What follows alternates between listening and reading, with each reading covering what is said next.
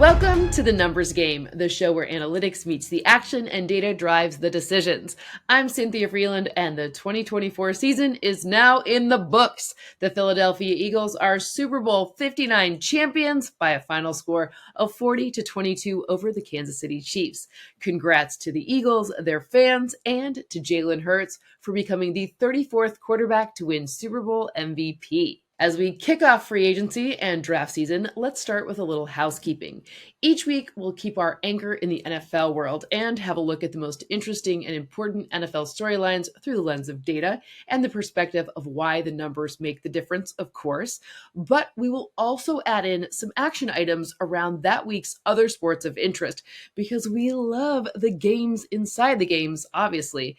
In other words, expect free agency news, draft talk, but also March Madness picks, along with PGA, NBA, NHL, horse racing, and more sprinkled in.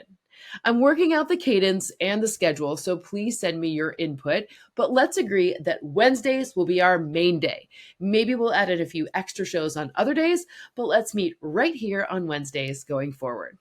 To cap off a great 2024 season, let's start with our recap of the whole year's picks. I have to say this because I am not sure. In fact, I'm pretty sure I'll never get the exact winner of the Super Bowl over the exact team they would beat before the season starts correct again. But it's pretty cool to have gotten that right this season. I keep joking that even a blind squirrel finds a nut now and again, which really just means that I never discount the role of chance, error, injury, and the like in my projections, but I'm still pretty happy with my model's performance. Ahead of the season, picking the Eagles over the Chiefs was a plus 4,500 situation. Since we love receipts, here you go. There's some folklore about the colors of the Super Bowl logo and the teams that so go. You're going Chiefs-Packers? I'm actually going Chiefs-Eagles, and okay. the Eagles win this one. And there's green and there's red, so I'm pretty happy about that. With that win, my model's final playoff results, including winning all three Super Bowl scenarios straight up against the spread and the total, come to 77% straight up, 57.7 ATS, and 69.2 on totals.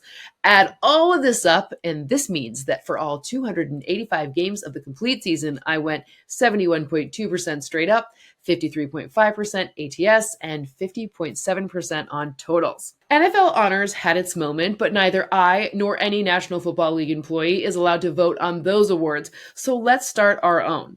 I would like to think of ours as complimentary to the APs because I've added some fun ones that are a little bit more like superlatives, but whatever. For now, I'm just calling these the Numbers Game Awards, or NGAs. However, I like X Honors, Algorithmic Awards, Next Gen Honors. Perhaps we can put this to a vote this week. With no further ado, let's get to our award show. Welcome to the Numbers Game Awards. We've got win share winners. We've got metrics showing who's worthy of medals. And of course, some love for the O-linemen who maybe get missed by traditional methods of recognition. We've also got sequins. That's how you know it's fancy. Let me know about the name, whatever. Let's start off with our first award today. Oh, it's the Yak Award. It's the guy who earned the most yards after the catch this season. And this year, our recipient not only had 794 total yards after the catch, a full 95 more than the next closest player, but he also paced the league in yak over expected at 294 yards. That was a full 62 more than the second place finisher. The award goes to... from the Cincinnati Bengals, it's Jamar Chase.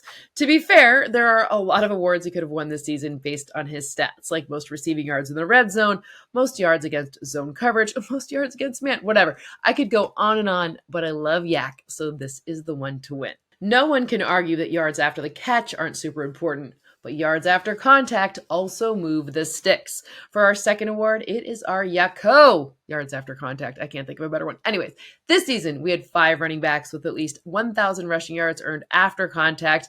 Kyron Williams with 1,000. Bijan Robinson, 1,019. Josh Jacobs, 1,075. Saquon Barkley, 1,176. And our winner with 1,361 rushing yak, 93 rushing first downs earned, who also forced 100 missed tackles in the run game for 675 yards.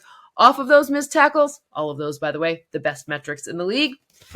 Yep, the winner is Baltimore Ravens' own Derrick Henry. For our next award, I love a good football saying, and A good blank, fill it in with tight end, running back, etc., is a quarterback's best friend is right up there as a most used saying.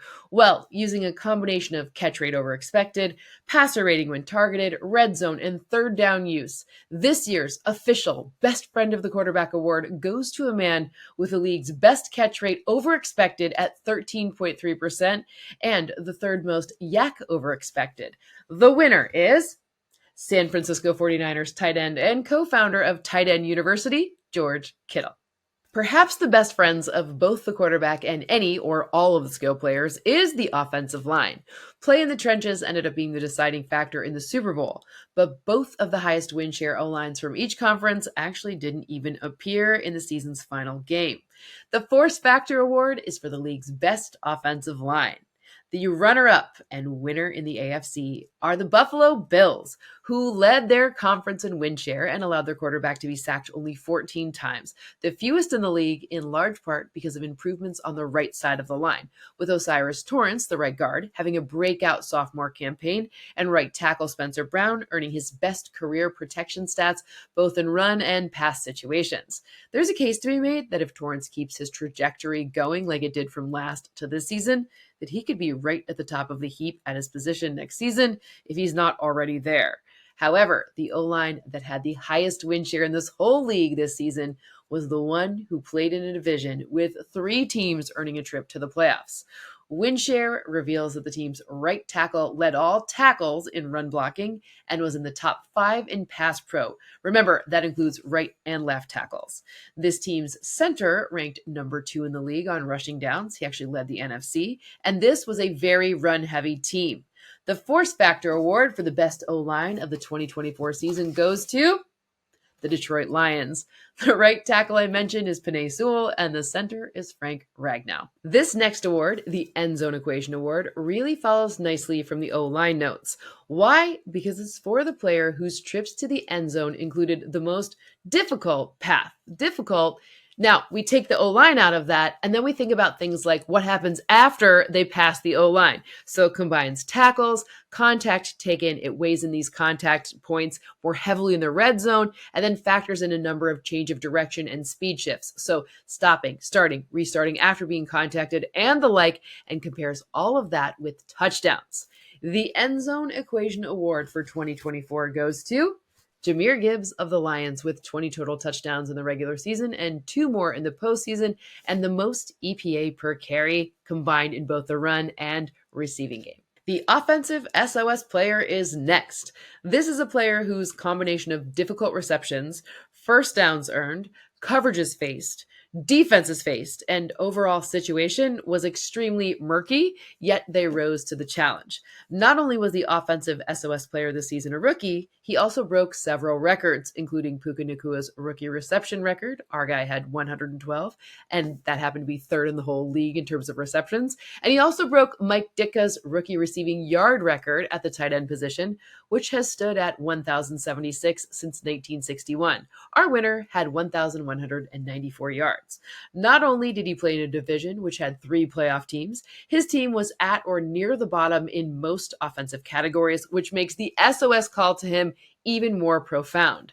This year's offensive SOS player of the year is Las Vegas Raiders rookie Brock Bowers. My model very clearly agrees with the AP on Offensive Rookie of the Year. Washington Commanders' Jaden Daniels set records for both the highest completion percentage by a rookie all-time at 69%, and he also set the rookie rushing record at 891 yards. The quarterback is so fun to watch as well. My model isn't as clear-cut on Defensive Rookie of the Year, with the Philadelphia Eagles corner Quinyon Mitchell narrowly edging out Los Angeles Rams edge Jared Verse, who was the AP's selection. Verse finished the season with 4.5 sacks, 11 tackles for loss, and led the Rams with 18 quarterback hits, along with 2 forced fumbles. He was the first rookie with a defensive touchdown in a playoff game since J.J. Watt in 2011. However, Mitchell had the second lowest completion percentage allowed in 2024, including the playoffs up until the Super Bowl, in the whole league, by the way, at 52.7%. He didn't even allow more than 2 receptions in any playoff game until the Chiefs game, and he had a sub-31 passer rating allowed with 2 interceptions in the postseason overall. Sticking with the corners as a theme, let's move on to the No-Fly Factor Award, given to the tandem of defensive backs who created the most problems for opposing quarterbacks. Both players in this duo rank in the top 3 amongst corners in passer rating within the nearest defenders in coverage at 50.5 and 58.6, and they combined for 11 interceptions and 35 passes defensed. The No-Fly Factor is awarded to corners Derek Stingley and Kumari Lassiter of the Houston Texans. The Pressure Cooker Award is next. This season, the most pressures in the league by a single player were 92. That player also had the most sacks at 17.5. By the way, this isn't always the case. Further, this player had the 6th fastest get-off rate at 0.73 seconds. His 19 tackles for loss and 36 quarterback hits both ranked 2nd in the NFL, and he added 2 forced fumbles. The Pressure Cooker Award for 2024 goes to Cincinnati Bengals edge rusher Trey Hendrickson. Pass rushers usually get celebrated more because you can more easily see sacks, but stopping the run is one of the more unsung heroes of the entire game. While the Baltimore Ravens led in this metric in terms of yards and having the lowest missed tackle rate in the regular season, the Brick Wall Award goes to just one player. And this year, the player who had the most tackles in the league also had the most run stops at 63 and was tied for the 3rd most run stops at 20, and he had the league's best, in this case, lowest run stop EPA. While I don't expect this person to lead the league in tackles next season, as a change at defensive coordinator makes me think the strategy will improve, I wouldn't be surprised if his production percentages go way up. This season's Brick Wall Award goes to Zaire Franklin of the Indianapolis Colts. There are very few players in the league since I've been doing this that my model rates more highly at their position than Fred Warner. His on-off splits, immaculate. Do not throw the ball into his coverage. You won't like what happens. And run stopping, forget about it. Anyways, once he retires, this award will pretty much have to bear his name. Off-ball linebackers in general are a special type of measurement. And this season, another linebacker narrowly edged out Warner in run stopping and most coverage metrics except interceptions. With this year's recipient manning the middle, this team held opposing quarterbacks to a league best sub 60% completion rate and a negative 10 completion percentage over expected. That's on throws targeting the middle third of the field. And when teams targeted this linebacker in coverage, he allowed the fewest EPA among linebackers, and he also held opposing rushers to the 2nd lowest EPA. The 2024 Future Fred Warner Linebacker Award goes to Zach Bond of the Philadelphia Eagles. The Hidden Points Award is next. This is for the special teamer that had the highest win share of the season. And as much as we love kickers and punters, I really wanted to exclude them because I want a little bit more of the hidden. I need to get into the nitty gritty here. This year's winner led the NFL with 904 kick return yards. 292 of them came as yards over expected. That is the highest for any player in the past 6 seasons. He also ran at least 21 miles per hour on 3 separate kick returns, which is the most by any single player on kick returns since Next Gen Stats has been able to track. This season's Hidden Points Award winner is Kavontae Turpin of the Dallas Cowboys.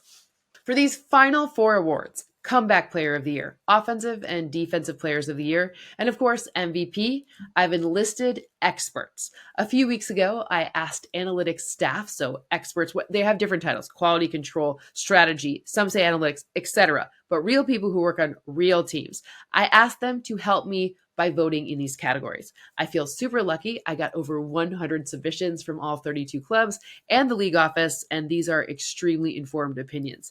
What happened? Here we go. Comeback Player of the Year. No controversy here. Cincinnati Bengals quarterback Joe Burrow takes it. Defensive Player of the Year was a bit closer, but Pat Surtain of the Denver Broncos was also the winner. That's the same as the AP award. Myles Garrett was second, and it was actually pretty close. Offensive Player of the Year, Saquon by a landslide. It wasn't even close. I think his league-leading 46 explosive runs in the regular season and 9 more in the postseason secured it for him. And the final award of the show, the one where the analytics community is not aligned with the AP voters, the MVP of the 2024 season. For the analytics community, it's Lamar Jackson of the Baltimore Ravens. His .29 EPA per dropback, that's his total EPA both in the passing and rushing aspects of his game, paced the league this season. And there you have it. The 2024 NGAs are now complete. Get home safely, tip your waitress. Cheers. It's my Super Bowl mug. Cheers. Crazy. Okay. Next week, we're going to have a preview of the combine and then walk through my latest mock draft. If you like the show, please hit like, subscribe, comment, pass it along. All the good things to keep our community growing. Speaking of our community, thank you very much for your time and energy. It means extra to me this week. On a personal note, one of my very closest friends, Becky, is at the end of her battle with stage 4 melanoma that traveled to her brain. We met in business school and clicked right away. I had the honor of being a bridesmaid in her wedding, running a bunch of marathons together, going on a ton of fun trips, dressing up for outrageous theme parties, and generally navigating life's ups and downs together. I actually took her and her kids to 49ers training camp just a little bit ago. It was awesome. I tell you this because I want to say how special she is to me and how much this community and what we're building means to me. I know everyone has their hard things, and this is certainly one of mine. And I do believe that soon I'll feel more grateful for her presence in my life than heartbroken, but that will take some time and work. Thank you for letting me share this here and more for being awesome. And I really appreciate you guys. Thank you for the love, and I love you all.